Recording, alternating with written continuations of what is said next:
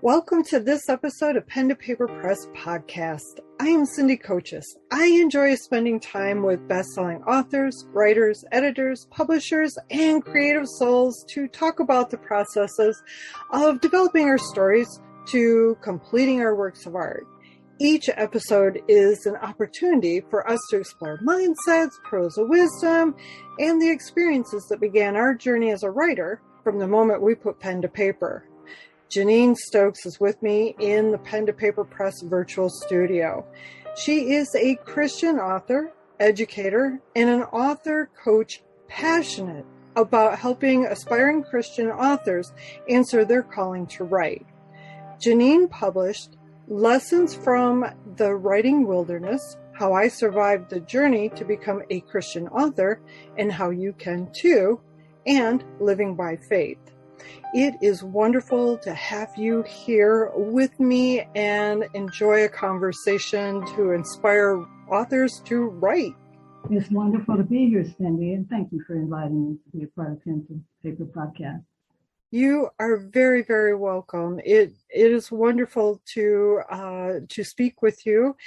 And, I have to say, I love the title to your book, Lessons from Writing Wilderness. It intrigues me. Would you like to share with us what writing wilderness is and what it means to you? Yes. I wrote this as a memoir and also as a how-to, because this Lessons from the Writing Wilderness basically talks about my journey from the moment I stepped away from my career to pursue the journey to become a Christian writer/author. And so I share my story because I considered it a wilderness experience, kind of like I parallel it with what happened with Moses and the Israelites when they left Egypt and they had to travel through the wilderness to get to the promised land. So I use that story and talk about how I left my career, which was my Egypt, if you will, and then launched out into the wilderness, begin the preparation of writing, and then eventually, after overcoming some challenges, just like the Israelites, eventually became an author, which was considered my promised land. So that's where I get the title. Okay. These are my lessons from the writing wilderness. These are the things that I had to go through while I was in the wilderness preparing for my promised land. So what was it that really prompted you then to take that leap of faith and leave your career and go towards this career or this path of writing this memoir? Well, that's a very good question. I think the best way I could describe it is like what happened with Moses when he was going about his business and all of a sudden he saw this burning bush. And, it was God calling him, saying, Moses, I'm calling you to lead the Israelites out of Egypt. Well, the same thing kind of happened to me, not the same thing, but a similar thing happened to me when I was at work. I was going about my business of doing my job, enjoying my career, and I just heard this voice say, it's time to go. And so, long story short, I knew that, God was speaking. It took me a while to know that he was speaking. And after fighting it for about a year, this quote scrolled across my screen at work one day that said, never be afraid to give up the good to go for the great. And it was just another sign, I thought, and I shared this in the book, that God was saying it's time to go. And so I took, as you said, a leap of faith and said, okay, I'm going to leave my career and step out into this next phase of whatever it is you have for me, which was to begin writing as a profession and not as a hobby, which I had done for years. I had been writing for years as a hobby, but he was calling me to write as a professional author, and that was a whole different ball of wax. It is much different, isn't it? When you do it as a hobby, you fit it into your schedule. And when you're doing it as a career, your focus shifts on what you're writing, how you're writing and, of course, how much time you're putting into your writing. Absolutely. Absolutely. And those are the things I had to learn along the way, that in my preparation process, that, it does take a commitment to it. It takes some sacrifices to it. If you're really serious about the craft of writing and wanting to do it professionally. For me, God called me out of the workforce. Now, that is not the story for everyone. That was my story, because he wanted me to focus on writing my own books and helping other writers. And that in and of itself is a career. So, but I had to get to the point where I understood that you're moving from one career to another career, Jeaninne, not leaving your career and pursuing writing as a hobby. That's a big difference. You're moving from your career to get to another career. And that's what I had to finally, wrap my mind around. But yeah, it's different. If you want to pursue the craft of writing professionally, I say this to the writers that I talk to, you've got to decide where that is in terms of the priority in your life. And, for me, I had to decide that it was going to be priority, and if it was going to take X, Y, and Z for me to make that happen. Understandable. And such a leap of faith. And when we get those intuitive or those messages, the spiritual messages, when we ignore them and we have that resistance, like, no, I'm just imagining this and whatever else, but yet the signs keep showing that no, this is a direction, that is going to take you to the next level, to what's going to better your life, or, as you said, make it great. So, and the writer's journey, of course, is unique to each individual, because our writing has its own purpose, and the messages that we share and intend to share are very unique to the individual.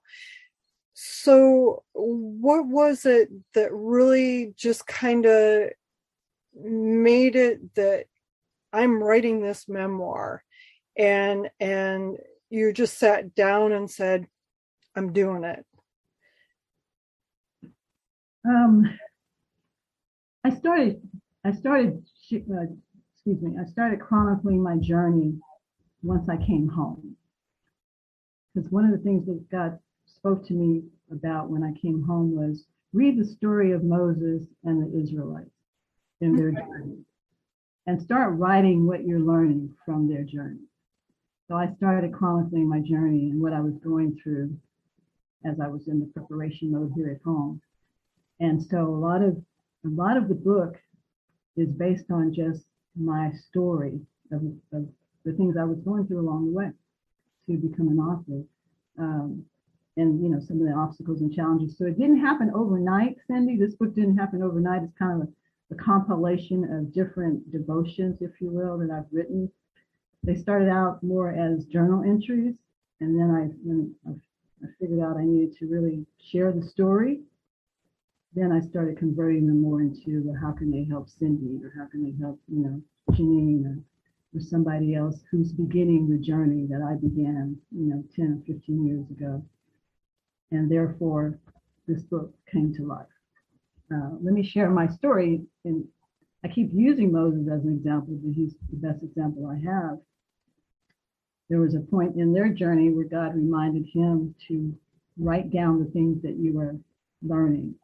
And so he started also putting things down about their story. Therefore, of course, we have, the Old Testament, or some of the Old Testament, because he chronicled what was happening. We would not know what had happened to the Israelites if he hadn't chronicled that story. So the same thing is what I did. I just started putting down what was going on in my life as someone who had stepped away from their career. And I was kind of at home. Home to me was like a wilderness, because not that I wasn't taking care of my home, but I was so used to getting up and doing my 9 to 5, going to work, And so home to me was kind of like a wilderness. So I just started putting down, what's going on. And then I started figuring out a way to create a table of content that made sense. And then I started putting the personal experiences into a memoir. I think I want to share my story. I want to share what happened to me and how I got here. Maybe it can help somebody else who wants to also step out on faith and begin the journey of writing. Like you said, it's not for everybody, but I know there's some people out there who would like to answer that call and may be afraid to do so for various reasons. And I think I can help them in terms of my experience. At least I want to. You have an adult coloring book, Living by Faith, and it has the inspirational poetry in it. So how long have you been writing poetry? Well, poetry is the first type of writing that I did. I started writing poetry in high school. And after, having a crush on a young man that paid no attention to me, so I started putting my feelings on paper. So I've been writing poetry since high school. And that's really what I thought would be the type of writing I would be doing. I never saw myself writing devotions, which I'm doing now, or articles, which I'm doing now. I started out as a poet, and I'm still a poet. I love writing inspirational poetry. The book is Living by Faith, a collection of inspirational poetry. And so I don't know if you've heard or remember Helen Steiner Wright. Her name sounds familiar. She was an inspirational poet. And Hallmark, you could go to the Walgreens or any of Hallmark stores or any other store, and most of the greeting cards that you would read would be written by her. Interesting. She was a very well-known poet and somebody that I aspire to be like. So I want to, I'm creating a product line of my poetry, and the coloring book is one of those products. That's wonderful. I love writing poetry. It's another way for me to share my thoughts, but in poetic form. Right. Inspire others, and that's why the coloring book. I'm doing another book. I just finished another book of poetry, same poems, but it's not in coloring book form. It'll just be in a book form for people who just want to, read the poetry and not so much do the coloring. So is it going to have the same book title, or what's that name? The verdict is still out on that because I'm looking at good question. So I'm still trying to decide if I want to use the same name. Living by Faith, a collection of inspirational poetry. I like it, but I want to make sure my readers will like it too. So how many books have you written, and of course, what are their titles so that we can share that with with the listeners? Let me get my glasses on. I can't remember all of them by memory, but I've written 6 books. The very first book that I wrote was called Living by Faith, a collection of inspirational poetry. It was an actual book of poems. That was the very first one off the chopping block, because I was a poet before I was anything else. And then I went and created that same book in a coloring book. So you have those now. So that's 2 books. And then I produced a book called Baileyisms, Inspirational Quips and Quotes for Living the Christian Life, which was a compilation of my deceased pastor's kind of sayings, the things that kind of really jumped out at me over the years that he said. And then after he died, I decided to compile a book of quotes for him. And after that, I did a devotional book called Living by Faith. Lessons from the Wilderness, Beginning, Preparing for, and Surviving the Journey to Write for Publication. So I did that one. And then the one that you saw, the Lessons from the Wilderness, that's a revision of that book. Okay. Kind of like a second edition. And the last book that I just published is a book of devotions called Power for Living, 31 devotions for the journey of life and faith. So that's the very last one that's come off the chopping block. And then I mentioned that I just went in and kind of revised the very first book of poems and revised it. So I'm getting ready to put that one out again. As you probably know, I self-publish most of my books. I'm not with a traditional publisher, but that's on the bucket list. That's a down the road kind of Thing. But I am a self-publisher. I do my own writing. I do my own publishing. And I have my own imprint. So that's worked out well for me so far. Good. Well, then, since and it wasn't a we thing, since you brought up self-publishing, is there an insight for those that are looking to self-publish that are not at the point where they feel ready to seek out, one of the big publishing houses? Is there a bit of advice or a pearl of wisdom you would like to share with them that gives them that encouragement to continue with, okay, I need to research or I need to learn this or that, but to help them move forward with their self-publishing project? You're asking if they're interested in self-publishing, what words of wisdom? Yeah, if they're interested in it, but yet they're on the fence about publishing, doing the self-publishing, what is a pearl of wisdom that you would share with someone who's on that fence? You have to know whether or not self-publishing is the route you really want to take, or do you feel like you would be better suited to go through a traditional publisher? And then you've got to understand the advantages and disadvantages of each. And when you weigh the advantages over the disadvantages, you kind of have to decide, okay, self-publishing, do I have more advantages over here? Or do I have more advantages if I go with a traditional publisher?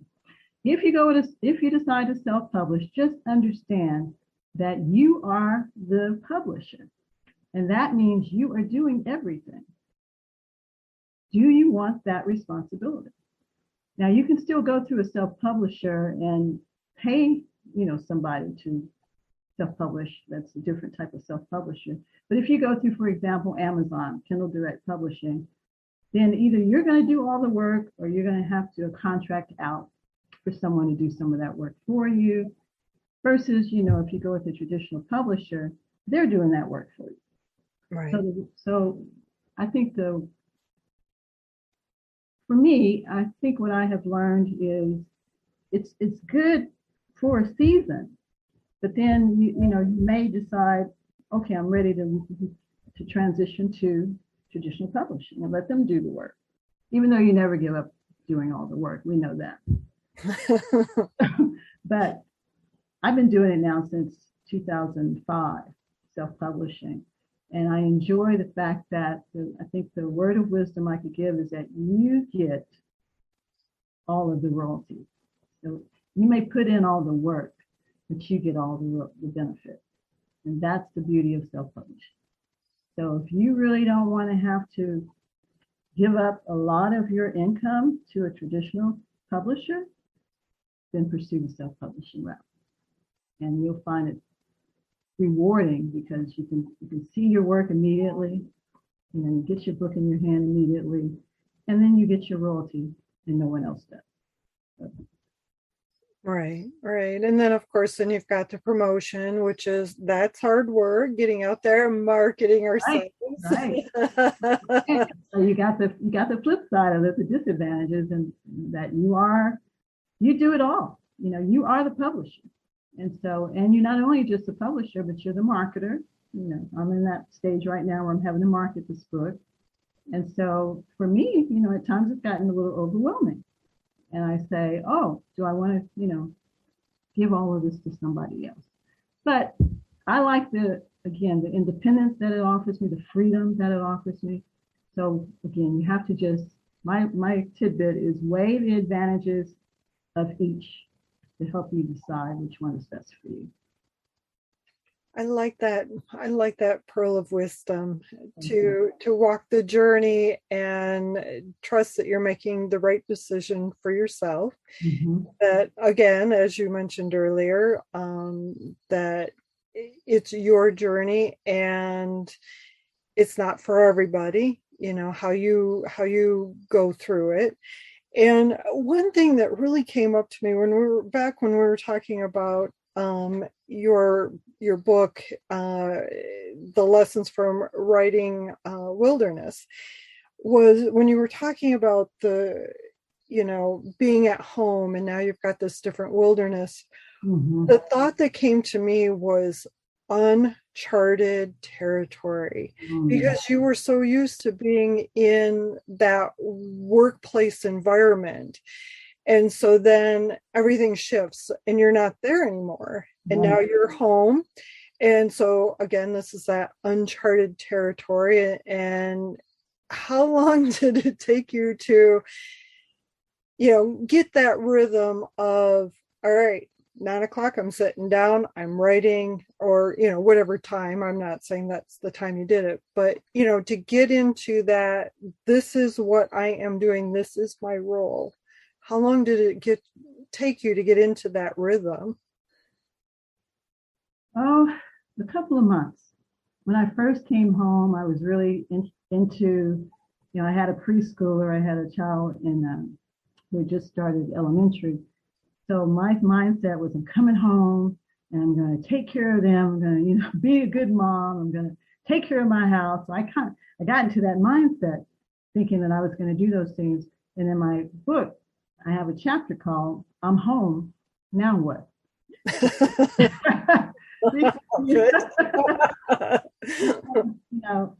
I had stepped away from my career, but I came home and like I said, it was like, well, all the things I thought I was going to do, I didn't do.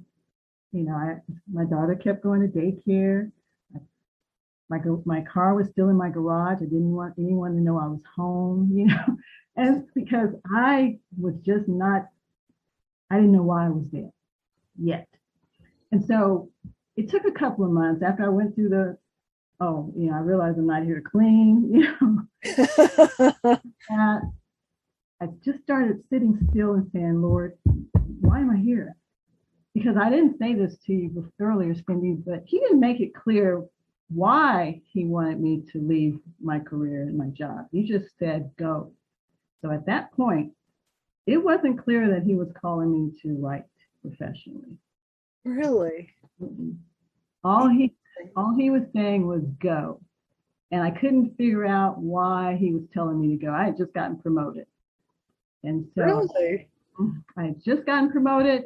And here comes this voice on the way from my car to my office. I hear this voice that says, it's time to go. And I turned around because I thought it was a person and nobody was there. So, but he didn't make it clear why he told me to go. That would have helped. He just wanted me to make that first step of faith. So I came home, like I said, got caught up in this whirlwind of cleaning and, on with be a good mom and all that good stuff. Not that I wasn't. Oh, no, I'd never say that at all. But I understand. Yeah. It's like all of a sudden you're home and it's like, okay, what do I do now? And it's like, wow, look at the dust over there. And you notice things in a different light because you're there versus when, you're exhausted coming home from work and you got this task and that task and the daily chores that you can't do during the day, that are there. And of course, then we put on the blinders to the dust bunnies that are cohabitating under the sun. Right. So, and then when you're home and you've got all this time and you're like, okay, now what? Yeah. Now what? Yeah. And so back to your question, I just kind of went into a mode of praying and asking God, okay, I'm here. What is it? Why do you have me here? And he slowly started revealing to me, get up. He started waking me up at about 4 a.m. every morning.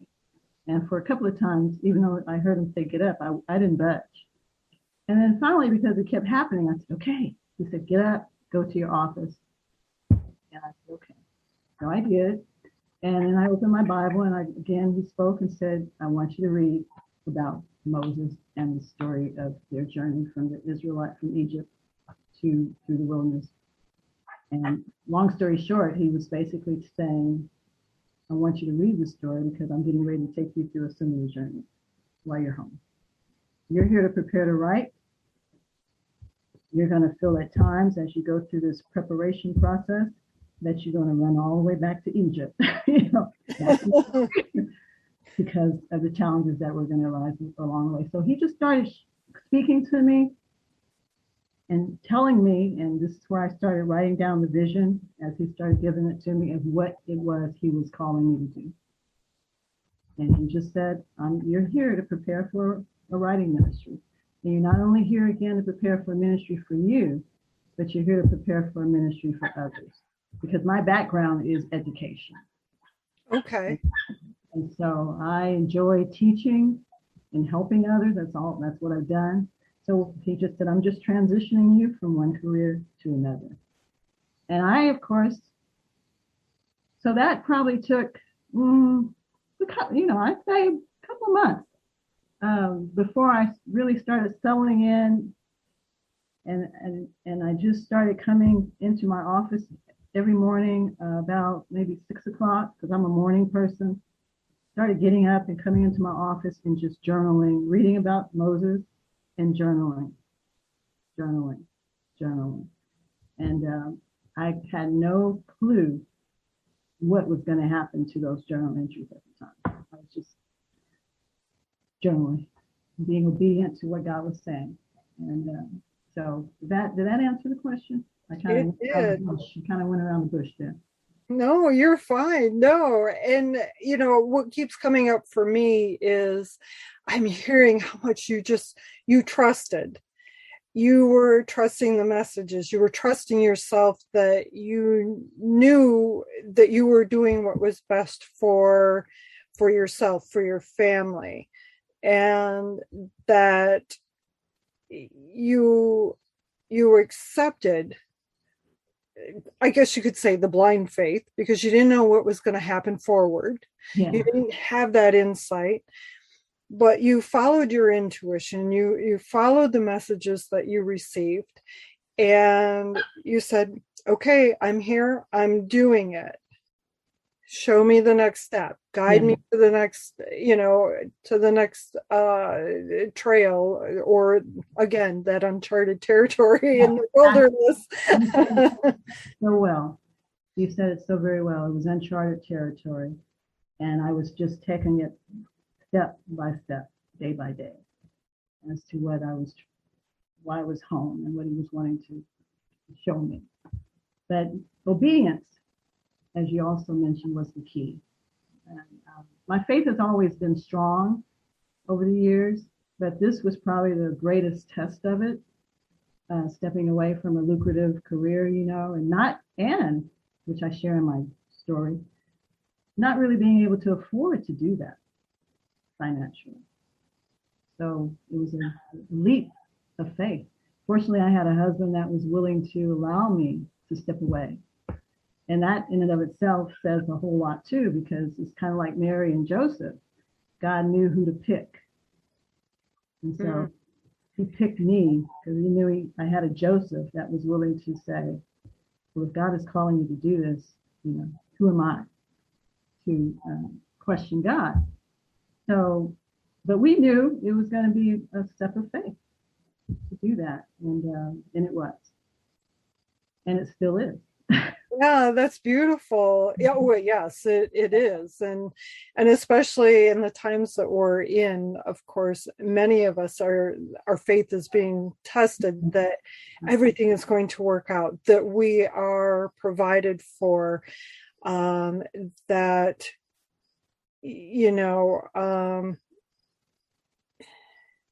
I just lost the thought I was going to say, but we are in a trusting state, that we are going to be okay, that we will be provided for, we will be taken care of.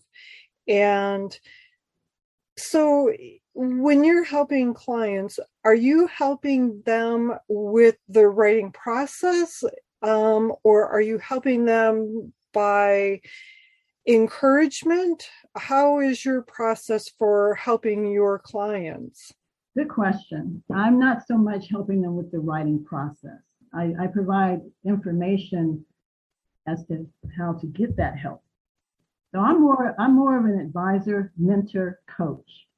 Okay. I like to help them by, let's say, if they need an accountability partner. They started their writing, but they need someone to check in. I'm that cheerleader who will pray with them, hold them accountable, and say, you can do this. Especially, if you know this is a calling that God has placed on your life. I'm the one who will encourage you and help you live that calling. So yes, I'm more of an inspirational piece than I am so much teaching you the craft, even though there's some components of the craft, I might be able to talk to you about. But my ministry is more of, you need someone to cheer you along and encourage you and pray for you. I'm that one. And get you to your promised land to become an author. I like how you word that, because as a writer, as you know, it is it's a lonely process. We sit with our writing apparatus for long periods of time where we're not in communications with another human being, unless somebody, of course, calls and we answer that phone call. Or we're on Facebook or oh boy. But it is a lonely endeavor for many individuals, and that sense of isolation, and then of course you get the inner critic that calls out to us and says, what are you doing? You're no good at this. Why are you writing this? Who's going to read it? And you get all of that stuff in there, and to have someone like you who says, hey, you got it. Let's talk this out. Let's go through. And, you said that you don't really give instruction on writing, but what you're sharing is your experience. And in many cases, that's more important to get, because that first person, hey, been there, done that. This is how I got through this, or let's talk this out, or you know what I mean? It's absolutely that is more motivational than, okay, so your lesson today is to do ABC. And that has its place, like you said. We need those people who teach the craft. Yes. And it took me a minute to understand that wasn't where God had placed me. I kind of had to figure that out. But I've always been, my background again has been advising and mentoring students and giving them counsel. And so it just made sense when I was transitioning to become a writer and helping other writers. God was saying, I'm not discarding any of your skills that you had in higher ed, I'm just moving them to you helping writers instead of students. And, I'm still helping students, but it's yes, different students. So advising, mentoring, I don't want to use the word counseling because I know that's a different requirement, if you will, in terms of licensing. But that's what I provided students for, in teaching. So I do enjoy teaching. Like I'm getting ready to do an online workshop called How to Prepare to Write for the Christian Market. So I'm going to be teaching, and then that way I'm advising students. Because we learned when I was an advisor in higher ed, advising is teaching. So I enjoy doing both. And that's how I really feel like I can help aspiring Christian writers, is by, like you said, feeling, knowing that, okay, I need a lifeline, Jeaninne. Can you pray for me, or can you encourage me? Or, I can do that. Well, and back to the whole accountability issue as well, is the fact that when we write alone and we don't have, quote unquote, that boss over our shoulder going, hey, you got this deadline, come on, where is it? That accountability partner, having somebody say, what's going on? Where are you at? How can I support you? That's priceless as well. No, because I'm Oh, sorry. go ahead. No, go ahead. Go. Because I've been there, and I'm still there in terms of, like you said, it's a lonely. I didn't realize how lonely an occupation writing is. Yeah. But it is. It's like someone was talking about the tennis players, and they were saying how lonely their occupation is. It never occurred to me that being a tennis player is a lonely occupation, because we all, you see them out there playing and enjoying the game. But they talk about behind the scenes, how lonely it is. And that's the same thing for a writer. Behind the scenes, it's, when everybody's applauding you and you're out there promoting your books and stuff, that's good. But most of the time, we are sitting in front of a computer writing by ourselves. By ourselves, yes. Or as you're hearing in the background, that's my puppy dog. That's You got somebody there with you. well, he's in the yard and he wants to come into the camper because he hears me talking, and it's like I'm in the middle of a really good conversation. I'm not walking away. And it's like, I'm sorry, Willie James, I'll be there in a little bit. I figured he was inside. Oh no. Well, I've got the windows open because it's a nice, beautiful day. And and I'm not that far from where his gated, quote unquote, gated community is. It's actually about an acre of land that he's got to run, but he hears me talking with somebody and he's like, hey, so she got, the attention of somebody else. Wait a minute. Life happens, and I roll with it the best that I can. I do feel bad that he's wanting my attention, but so your focus is on helping with the workshop. You mentioned that it is for helping the Christian writers to get into that marketplace. And one question that kind of popped up for me is, I don't want to say is it challenging, because that makes it sound like, oh, there's this, select group that can only be involved. And that is not the case, because I know that's not the case at all. But is it a field that takes more special attention or activity to really pursue? Maybe that's how I should word it. Are you asking if it's hard to break into the market as a Christian author? I'm not quite sure. I guess maybe, yes. Maybe that's the question, how I need to word it. Is it hard to break into that genre to publish books into? Let me think how I want to answer that. The craft, learning the craft is the same, whether you're a Christian or a non-Christian author. The craft is the craft. Right. Agreed. Getting into the market, I think there are like Christian Booksellers Association, for example, CBA. They only publish they only really market traditionally published authors. Okay. So for some of those big name authors that are out there, most of them are traditionally published. So a lot of the Christian authors that want to publish in the market are not. Okay. So right now, what I see is you're going to have, and it's kind of similar to the secular market, you're going to have certain authors that are well known. Mm-hmm. And the rest of us. Okay. Really the best way. It unfortunately, it's the same way with the Christian market as it is with the secular. You got certain authors who are well known, who are pushed to do well.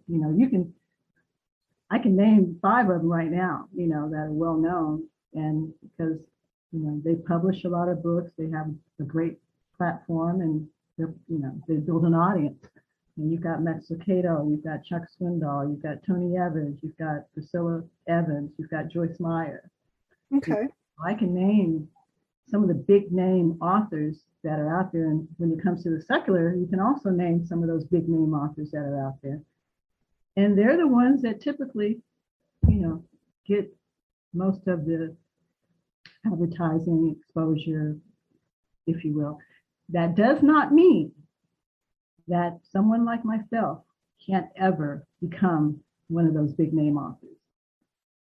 That's my goal, to be in that group, to be in that number, if you will. But for now, yes, it's not so much hard to break into the market, but you do have to, like with secular writing too, you have to have a platform. You have to have a way to promote yourself and to get your name out there so that people say, oh, you need to read Jeaninne Stokes' books. They're good. So if I had to compare the two, Cindy, I would say, one is probably not harder than the other in terms of the secular versus the Christian market. I think both are hard to not so much break into, but to build a name into. To build that audience and to get that following. Yeah. And so you just have to, and this is what I keep getting reminded of when I get discouraged, and I'm sure you probably have too, is you just have to keep writing. You just have to keep building that audience. If you know your writing is good and that you have something to offer, because that's where these big name writers started. Yes. They believe they have good writing. They published good books. They built a good platform, and they've become well-known authors. So that's what I tell myself every day when I find myself not wanting to get up and come into my office to write. Those days, like you said, when you get discouraged, you just say, well, is anybody really reading my writings? Because I put a lot of stuff out on I do a weekly newsletter. I write devotions. I publish different things. And sometimes you get discouraged because you may not get a big response. Right. And, so I have to remind myself, who is your audience? Who is your number one audience member? And are you writing for him? Are you writing for him? So that's, again, the type of encouragement that I hope I could give other writers who may need it, that we have to remember who we're writing for and what our purpose is for our writing, and keep believing in ourselves when we doubt. And the intention, what is the intention that you set out there? Yeah. Beautifully said. And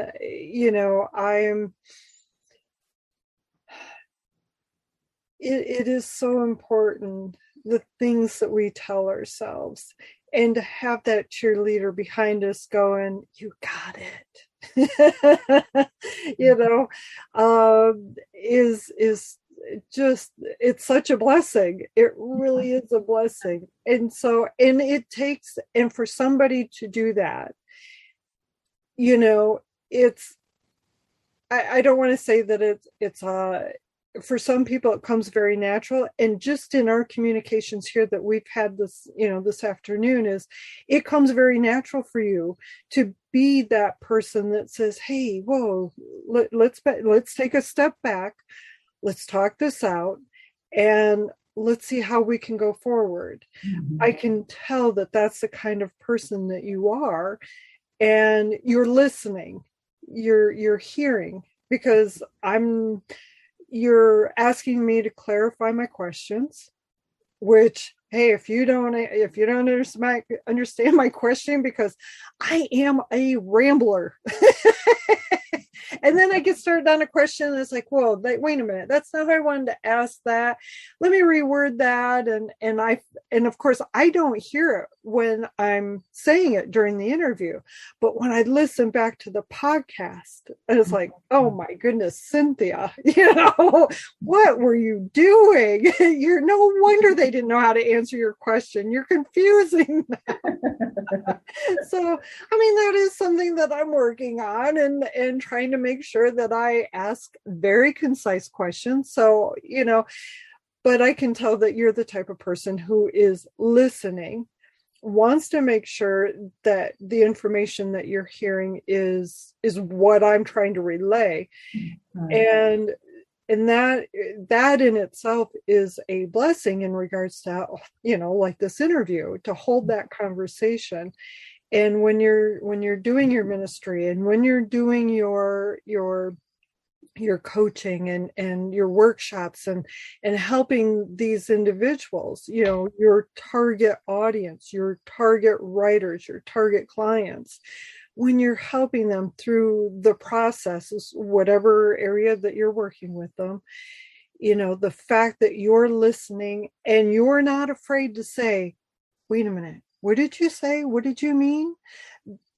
That is, that's a skill, and it's very natural for you. So yes, you are definitely in that education field, and that's not trainable. That's not something you can learn. That's natural. That's a natural gift. So thank you for that. You are very welcome, because of the fact that, again, I ramble a lot. And anybody who knows me knows I'm rambling. So, we have our strengths and we have our weaknesses, and it's as important to know our strengths as it is to know our weaknesses. So we just continue to work on improving our weaknesses. I certainly have a lot. So so don't you stress about it. Just keep working on it. Exactly. Before we wrap up today's podcast episode, is there something that you wanted to mention that I didn't ask about? Is there, something that you would like to share or inform us about? I can't really think of anything other than, we talked about the book. And so I am marketing this Lessons from the Writing Wilderness right now. And I just want people to understand, that it is a memoir about my journey, but it's also a book. I have questions at the end of each chapter that encourage those who buy the book to answer those questions about themselves as writers. So, for example, the first chapter talks about the stirrings within. So it was when I was at work and I kept getting these different signs that, something's changing within me, because I was writing at work when I should have been working. And so I share that story, but at the end of the chapter, then I ask the writer to answer those questions about, what's happening within you, what's changing within you that indicate that you may be, your passion may be changing toward writing. So I just want people to know that, this is a book that I'm hoping will inspire them. This is aimed at new writers, aspiring writers who are beginning their journey, and that in some way, it is my hope that my story will encourage them to begin their journey of writing and become the authors that God may be calling them to be. So that's really what I think I want to leave. It's just that word of inspiration, and that my book is available for them to purchase on Amazon if they're interested in learning more about it. And what is your website, so that actually you have two websites, correct? Yes, I do. What are those websites so that they can learn more about the services you offer and what it is that you do? Okay. Writingforhim.org is the website that is targeted to aspiring Christian writers. So that'll show you, what I do in terms of the mentoring and the coaching and the training, the workshops. Inspirationforliving.net is my platform where I write and publish my own writing. Okay. So that's inspirationforliving.net. So if you want to go out there and learn about my books and my devotions and join my mailing list, that's where you'll go for that. I love how you add that. And join my mailing list, email. Good for you. That's great marketing right there. Because you know what? I think you're maybe the second or third person who's ever said that in any of the podcasts that I've done. And to join my email list. Love to have you as a subscriber, so that you can receive a word of encouragement from me as either a writer or just a person in general. So those are the two main websites that I offer. So again, inspirationforliving.net and writingforhim.org. Oh, beautiful. Jeaninne, thank you. Thank you so much for this beautiful conversation. I feel so fortunate to be able to spend this time with you because of the fact that it's so natural to speak with you. And the fact that you're wandering this uncharted territory in full trust, that's familiar with me because of the fact that that's how I travel. I don't have a plan. I don't know necessarily where I'm going next. I don't know until typically the morning of that I'm leaving, you know. And typically when I set out and make a plan, it's not where I usually end up. I usually end up somewhere else. Yeah. So going by that faith and trusting that, you know what, I'm going where I need to be. I recognize that journey that you're on. It's a different, you know, we're on parallel journeys in that regard, but in two different ways. But I recognize that. Oh, wonderful. Well, I'm so glad I got a chance to talk to you then, because you understand. I do understand. I understand that whole, you know, living on a prayer. It was the phrase that just popped into my head. And it is living on faith and knowing. And it does take courage for us to have that faith and to live by the trust that will be where we are intended to be and where we need to be. So, and that's good, because that's exactly why I call my book Living by Faith. Yes. And it's all about, for me, you know, it's all about living a life of faith. And so, you know, for a writer, it's also a faith walk, depending on what you may have to give up to pursue your writing, you know. And so it's a faith walk, like you said, in a different way, but we all have to be willing to, if we're going to be writers, we all have to be willing to give up something. So the question again is, what are you willing to give up for the sake of writing, for the call of writing? And so I'll leave you with that. Beautiful. Thank you. Thank you again, Jeaninne. I am grateful. Well, thank you. I am grateful too for the opportunity. So I appreciate it, and keep writing and keep traveling. I plan to, and thank you. And you are welcome, by the way. Before we end our time together, I'd like to say thank you for listening to my conversation with Jeaninne Stokes. To access her websites and purchase the books she has written, visit the show notes page for this episode at pentopaperpress.com/podcast. To receive future episodes in your inbox, subscribe to the Pen to Paper Press newsletter and subscribe on your favorite podcast application. You are invited to share your favorite episodes on social media and with those individuals who will resonate with this content. Take care, and until next time, keep your pen to paper and write. Your words have power. Your story matters. Bye for now.